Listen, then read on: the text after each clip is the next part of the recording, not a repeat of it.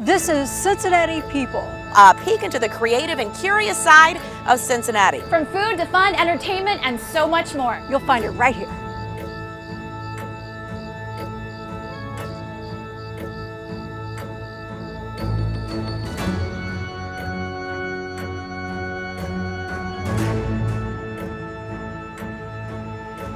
Hey everybody, welcome back to another fantastic Cincinnati People show. Catherine, I say that every week or every other week, but I feel like it is. We have a lot of great content. It's a fact. And also, we're finally into the 3 weeks of fall that Cincinnati has. Yes. I wish it was longer, but we got a lot to pack into these couple of weeks. Yes. Okay, so of course you think of Halloween, you think of candy. So we visited one of the oldest, I think, in the area and in the country, candy organizations, shops, whatever you want to call it. It's delicious, it's sweet.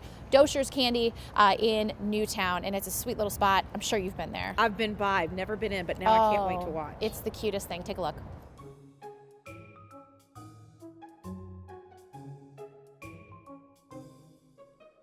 Dosher's has been around since 1871 in downtown Cincinnati. Always in Cincinnati, has never moved. And they were 1871 until 2017 when we moved out to Newtown here. So our roots have always been here. We had 3 generations of Doshers own the business. I was partners with the last Mr. Dosher, Harry Dosher, was at the helm for 60 years. And we take great pride in the fact it's not only the oldest candy company in Cincinnati, but one of the oldest candy companies in America. Oh gosh, all over the country, yeah. So we're in 1,700 Kroger stores throughout the country, Sam's Club now, a lot of independents, a lot of mom and pop type stores, people who want something different, made in the USA, but also want the higher quality. We make 3 different candies here. We make our French Chew, of course. We make the candy buttons, so we move that here and make it here. And we do our candy canes, all right here in Newtown. Yeah, absolutely. You'd be surprised. A lot of people who are from this area and have made it a tradition, they'll come in and they'll buy boxes, just not bars, but boxes of the French Chew, the traditional French Chew, vanilla, chocolate, strawberry, banana, but then also we do some fun flavors like you see wrapped here. And then more recently, about 4 years ago, we bought the Candy Button brand, and so we decorated for Halloween. And now you have people who are just coming in for the French Chew are buying boxes of the good old candy buttons that they remember from so many years ago. We feel very fortunate because we saved this brand, the Candy Buttons, when it went out of business, and so we moved all the equipment here, we created jobs and kept the brand going and the nostalgic, so it's sold throughout the country and people always are thanking us, and that makes us feel good. Oh, I love the loyalty to the Cincinnatians have to their product, and we're no exception. They're very loyal to us, our candy, sports, Skyline, Grater's ice cream. So there's a huge sense of loyalty that we appreciate, and we continue the tradition mainly because of that.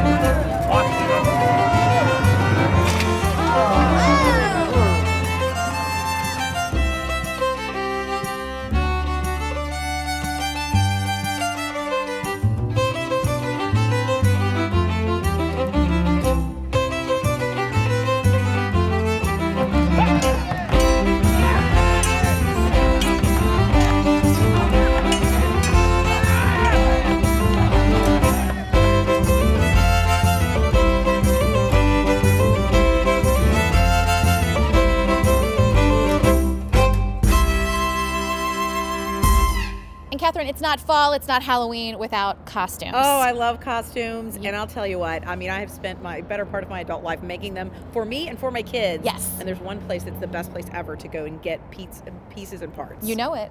It's Capples. Take a look, guys. You hear the stories when I'm at the front door at Halloween. Oh, I used to come in here when I was a kid, you know, and we hear that and we see the generations of people that have come to Capples. Yeah, this would be the second generation. My father and my uncle started the business back in 1945. We really excel this time of year in the Halloween and the costuming type things because, again, Capples does all of this year-round. The way it always works with Halloween is that children's costumes tend to sell first. They're driven by licenses, they like that type of thing, and we carry some of that, but we carry a whole range of children's costumes. I think in terms of adults, again, it's a real mixed bag when it comes to adults. A lot of guys who come in want simple, easy. We have a lot of what's called these fun costumes that are in our corner over here. You'll see them where they're like a beer bottle, a ketchup container, milk and cookies. Sizing is really important for costumes. We have people who come in of all types, different sizes. We're very, you know, we look at this very much when we purchase every year. Do we have enough that, you know, takes and encompasses the whole group of people who come in? And we strive to do our best to have that type of a grouping of costumes all the time. So again, very important that, you know, when you come to Capples, you're likely going to find something that's going to fit you and that you'll look great in when you go to a costume party. We are open on Halloween Day, always are. As it gets closer and closer to Halloween, both our suburban stores in Anderson and Blue Ash, they take and have extended hours till like 8, 9 o'clock in the evening. Our downtown store is open till 8, and you know, we try to be there with everything we possibly can, which, you know, to a degree, it's been a little bit of a challenge the last year or two, just getting product in. This year, a recommendation might be for those who are coming to Capples would be check us out on a weekly basis. It's changing a lot every week. And why is that? Because we keep getting late shipments in from our vendors. Last year, there was just a void of product. This year, the product is coming in, but instead of them delivering to us in July, August, they're delivering in September, October to us because it's the best they can possibly do. So the selection in our stores is constantly changing. If you were here at the beginning of October, I'll guarantee you there's a lot more in the store right now than there was, you know, at that particular time. We feel like we've got a great selection of everything anyone would need for Halloween. Yeah, there might be a few holes here and there, that something that didn't arrive or whatever, but overall Capples is really a one-stop shop when you consider the fact of you needing Halloween or costuming decor, you need costumes, you need makeup, hats, wigs, accessories. All that type of stuff is what Capples really, really excels in. And I think because of the diverse amount of product that we carry, you can go to any event or any party and be different from anyone else. And Catherine, you can't have Halloween without some creepy time. I know. So now prepare yourself accordingly. There are a bunch of creepy areas in town, creepy buildings in town as well. A bunch of great history as well. So we went to Over the Rhine for two things. First, we stopped by Music Hall and talked with our friends there, friends of Music Hall, and they're putting on some great events for you this fall. Some of them, unfortunately, already sold out. Those ghost tours, Catherine, they go quickly. Oh, they do. Because it's haunted, you know. Oh my gosh, it is. There's so much history there. In addition to that history, brewing history in Cincinnati, in the tri-state area, we went on the Heritage Brewing Trail. This is a cannot miss. You have to do it, guys. Take a look. Well, the Friends of Music Hall presents ghost tours throughout the year, and I got to tell you, they're all sold out right now. But we will be scheduling more ghost tours for next year. I think people have just learned that the Music Hall Ghost Tour is so unique, and it's an opportunity to walk through this magnificent building when it's really dark, almost completely dark. It really is a treat, but you do learn the history, as you just said. For example, this area around Music Hall and over the Rhine, there were Indian burial mounds, thousands of years ago. And then more recently, in the 1800s, there was an orphanage on this site. There was a pest house for people who were quarantined. All kinds of hospitals were here. And also something called a potter's field, which is where people who were not claimed, their bodies were put in a potter's field when they died. So it is a pretty spooky area around here. Moments? Well, I've been on the tour many times. No, I've not seen anything myself, but part of the tour, you watch videos of former employees of Music Hall who do tell you about their sightings. And it is fascinating to hear their stories. Many of them start the video by saying, "I never thought I would say this, but here's what I saw." People have talked about seeing children, particularly because of that history of having an orphanage near here. And then a couple people have said they've seen women in beautiful dresses with a bustle, so that would be from the 1800s, who maybe were here attending the opera, for example. Check our website, friendsofmusichall.org, or our Facebook page, and that's where we announce the ghost tours. And we will be announcing more for next year very soon. This is the mighty Wurlitzer organ that was originally in the Albee Theater, dedicated on Christmas Eve, 1927 there. And it's made its way throughout the Emery and into a warehouse for a while. And now it's been in our care since 2009, when it was originally installed here prior to our 2015-16 renovation, where it was reinstalled into this ballroom. And there's ironwork from the Albee Theater here, and this organ has quite a history. I feel that it's one of those pieces of equipment, if you will, that can wake the dead. And we actually originally had a party here back in, I believe it was 2017, called Wake the Dead, around Halloween and the Wurlitzer organ, because it rattles your bones. And one of our organist, Trent Sims, plays a piece, Toccata and Fugue in D minor, and it is a very haunting piece. So later this month, prior to Halloween, of course, still celebrating spooky season, we will be releasing a virtual gift video of our organist Trent Sims, accompanying the 1922 silent horror film Nosferatu, a classic, a cult classic, I would say, and it has that spooky vibe through and through. Vampire-ish character is moving throughout the whole film, and there's a lot of bump, bump, bah type of movements and moments. This film in particular is special this year because it is celebrating its 100th anniversary. In the past, pre-COVID, we did have spooky tunes with the Mighty Wurlitzer concert, and we do hope to come back to those Halloween vibe feelings with movies and music that give you that whole spooky feeling. And so that is in the works for next year.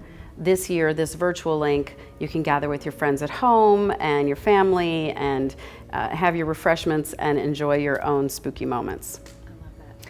So our link will be going immediately to our members and to our community, our donors, and then we will be extending it into the community through our social media, and that will be on our Facebook site, our Instagram. We'll make sure that that link is promoted, and it will only be through the spooky season.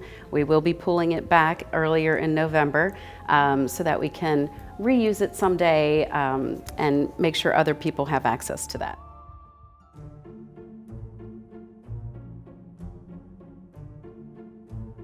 Now we have a 3/4 mile trail complete, more towards the eastern side of Over the Rhine on McMicken Avenue and more towards Liberty. But we have signage throughout Over the Rhine, and we have these little metal or decorative pucks in the ground that indicate where a building or event occurred that is important to our historical brewing heritage here in Cincinnati. We would like to have approximately 2-mile trail complete moving this direction. So a lot of the funds go towards that endeavor, but it's also to really share the history of this neighborhood and how important Over the Rhine really is to Cincinnati for the culture, the food, the beer, and everything that the Germans brought to us. So we like to share those stories. My favorite part is helping people understand that Cincinnati really is integral to the brewing heritage of the United States. At one time, one of our brewers was the 4th largest in the United States. People don't understand how significant we were to the brewing industry here, and then helping people just learn more about their own city and getting out into this neighborhood and realizing how much there is to do here. We do tours throughout the year during the day, Wednesday through Sunday, and we do tours that go into 3 different lagering tunnels. Some of our tours include a brunch. Those are on Sundays. Right now, all of our tours except the dark side end with a beer in a brewery, so everybody gets a pint. The name of this tour is called The Dark Side of Brewing. We're going to be learning a lot about mysterious activities, deaths, and other such topics during the night. You're on the inaugural year for this tour. It ran from like the last week of September, and it'll end the first week of November, I believe. So tonight you're going to be seeing a lot of buildings that were dedicated to brewing. We'll be going into a lagering tunnel that was built in the 1850s underneath of one of the larger brewing buildings that we still have left in our inventory.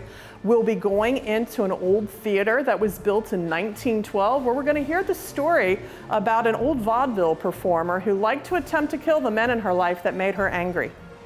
So we'll be seeing different types of buildings, architecture, and hearing different stories of unfortunate events that happened in the late 1800s, early 1900s. Might hear about a serial killer, you know, just various stories like that.